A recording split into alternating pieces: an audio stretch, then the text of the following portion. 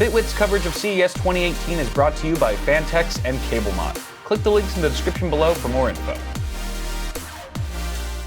What's going on, guys? So I just checked out the Enermax suite, and let's talk about their stuff. Saber Ray. It's a new case, fits up to eATX boards. I think it's a full tower. It looks like a large mid-tower or a full tower.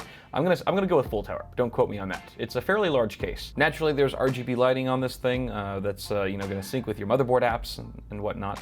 Tempered glass side panels on both sides, and there is a plexi front panel. It's actually not tempered glass, but it looks very convincing, which is nice. It also seems to cut off quite a bit of airflow from those front intake fans. However, Enermax includes a swappable mesh front panel that's very easy to sort of replace out for the Plexi one. There is a 5¼ inch drive bay, but it is removable. If you wanted to slap some fat radiators in there, you can do a 360 at the front or the top.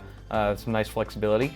Power supply shroud, of course, and you've got 3.5 inch and 2.5 inch drive trays underneath. Behind the motherboard tray, you get an RGB hub and PWM fan controller that supports up to 8 independent fans. Just to the right of the motherboard, on the back wall, you get a couple drive trays for 2.5 inch drives, or you could use those as fan mounts. You could actually mount a couple 120s there. I believe Enermax is gonna offer a steel side panel on the rear with some ventilation so that those fans could actually exhaust hot air effectively and would make much more sense. The case includes a trio of 120mm twister bearing or TB RGB fans. Those are right at the front, and of course one 120 non-RGB fan at the rear.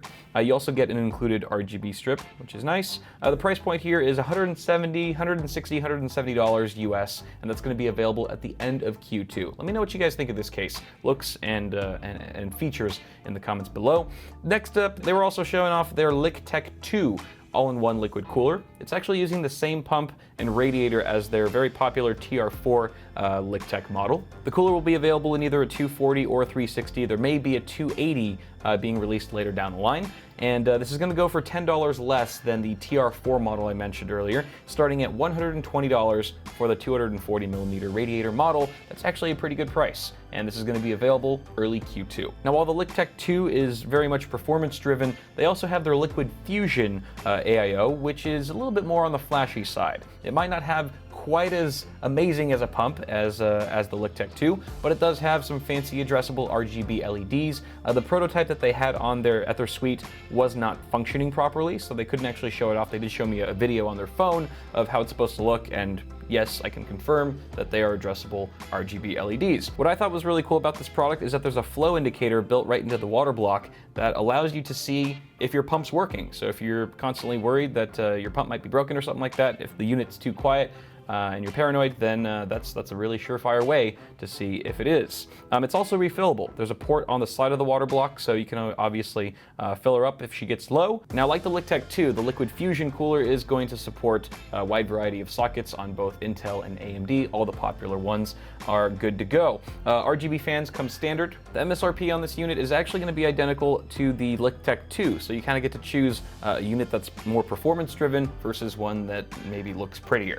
I guess that's subjective, of course. This is going to be available in Q2, so keep your eyes peeled for that. Guys, let me know what you think about all this stuff in the comments below. As always, feel free to toss me a like on the video if you enjoyed it, and get subscribed to the channel if you haven't already, so you don't miss any more of my coverage of CES 2018. Guys, thanks for watching, and I'll see y'all in the next video.